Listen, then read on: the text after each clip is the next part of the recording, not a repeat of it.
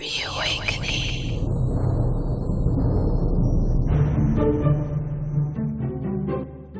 Can a seemingly fragmented dream in two parts about two different natural objects awaken us to our spiritual place in the world? Our dream interpreter Yvonne Cones is living testament that it can. Join me, your host, Chris Mann, as I chat with Yvonne in this episode of Reawakening about how these mini dreams, interrupted by a brief moment of waking up, helped Yvonne fully wake up to her own spiritual growth outside of organized religion. Hi again, Yvonne. How are you doing? I'm doing very well, thank you, Chris. Wonderful. Well, with spring, people say, comes new life. And in that theme, do you have anything from the Dream Vault? The Dream Vault. Well, it's a lot of books, believe me, all my dream diaries. Yeah. From 82, I think. I probably had some from before that, but I can't find them. Yeah. This is a dream I have in two parts, and I picked it out. It was July the 24th, 1994, quite a while ago. Yeah. And this is my dream, okay?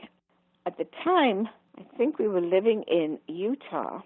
My husband was working in Utah and in California. He'd go back and forth between the two. And I had this dream, which I have called cruise liner. That's the first one.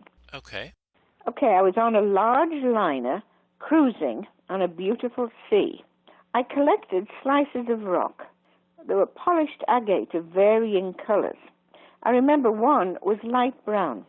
And as I walked around the ship, I saw a man's face.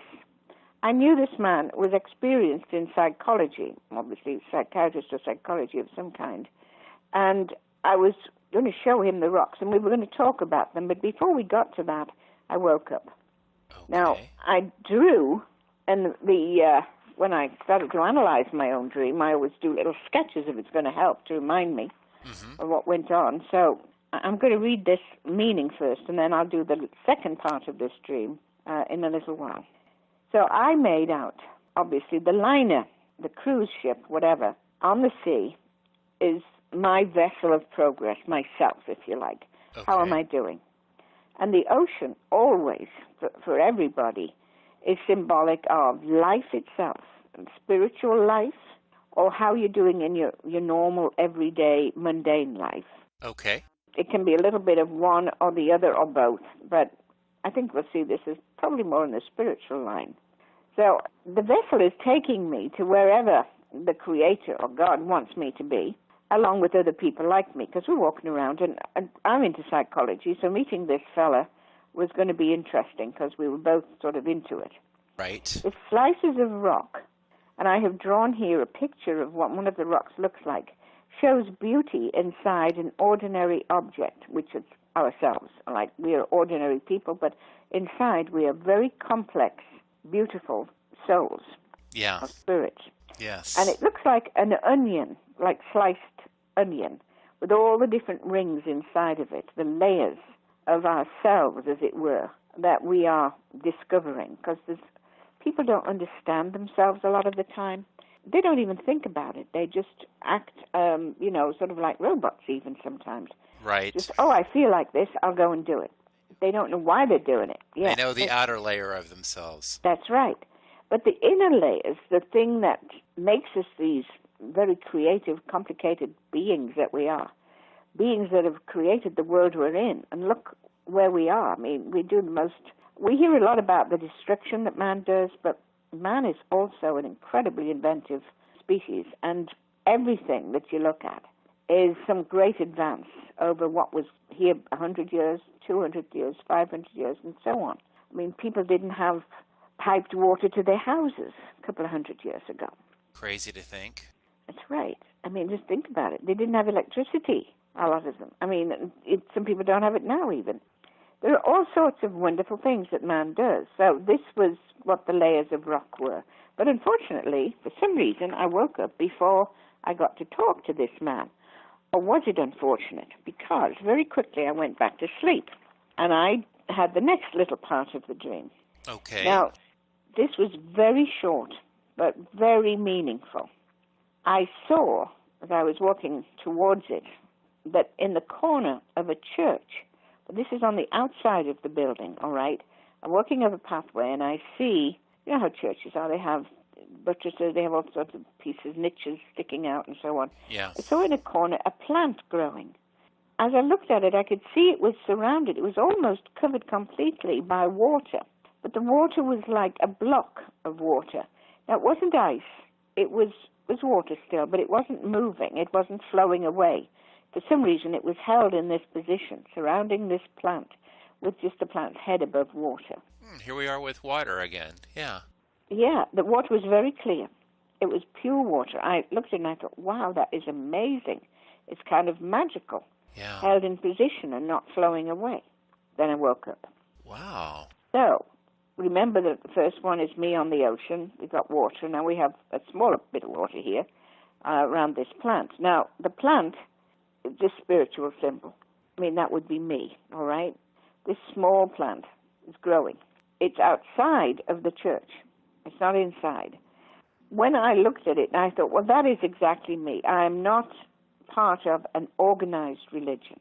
Oh, but you're kind of adjacent to it, yes, so to speak. But I'm connected to the idea of what religion's about, that we're created by God. Yes. That there is life after death, and all the basic things that religion tells you. Yes. But it cuts out, and this is exactly how my life has gone, cuts out all of the political stuff that churches have had in the past. Right. And still do. The hierarchy of the church, the telling you what you can eat, dress, say, and so on, all right?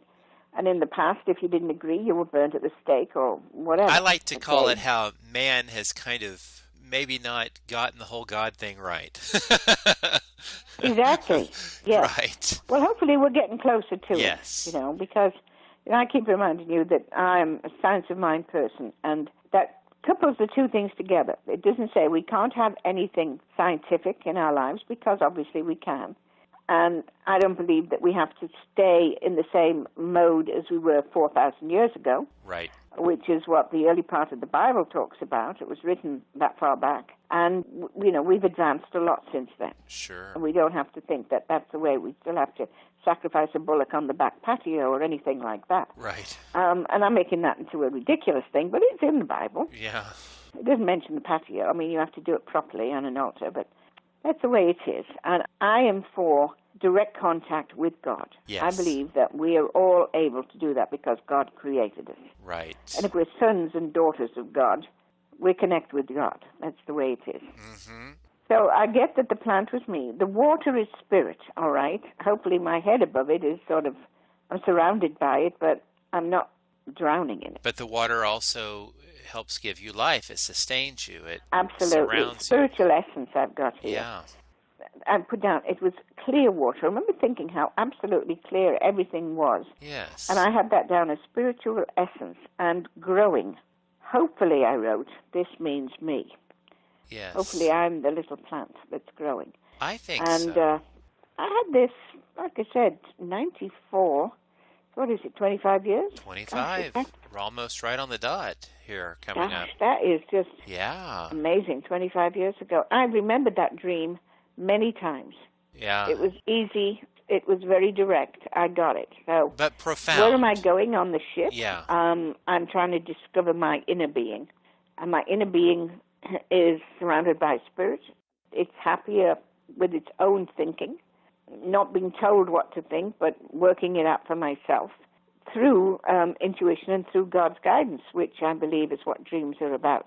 Yes. Not every dream, but a lot of these very powerful dreams are your subconscious trying to get you to pay attention to your intuition. I would think so. I mean, those are short but profound dreams, both of which contain an object of nature or an object of God. In the second case, that object symbolized you, a creation of God, and both you were surrounded by water. I think there's a definite through line there, and it's almost like your mind said, I'm going to give you these quick, vivid images and wake you up in the middle of them, perhaps to make them Yes. more memorable. But there, I Well, feel like yes. it was a part one and a part two there. And the message to both, it was essentially the same. Thank you. Yes, I I see think that. so. Yeah. Yes. I like that. So often we will wake up and we will remember a weird fragment of a dream and go, oh, I had the craziest dream. I Mm-hmm. must have eaten something strange last night. And I'm going to blame Taco Tuesday. But if you really stop and look at it, something that might seem mundane to one. Oh, a flower, a plant surrounded by water next to a church. Well, in your case, certainly, you were able to take those things and sort of deconstruct them and then put them back together into what their essence is of here you were a bit outside of organized religion. You had moved to Utah, and I know in the past you've talked about how that was at times a challenge for you, given your Yes. science of mind beliefs. But that's also where I first started to get into it, believe it or not. Oh, okay. Well, And it was a direct contrast with everybody around me, but I found there were like 6 of us yeah. in the town. I went to an Edgar Casey study group meeting, and I found one of them. And she said, did you know we have a Science of Mind group that meets on a Sunday? I said, no. And that's how I started. Well, that just perfectly illustrates the second part of your dream. Yes.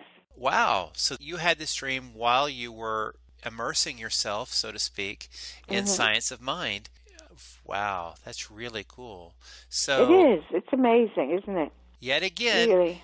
document these things. Even if you don't think they make any sense, document them, and maybe in time you'll be able to go back and go, oh, I get it. I see what that was trying to tell me.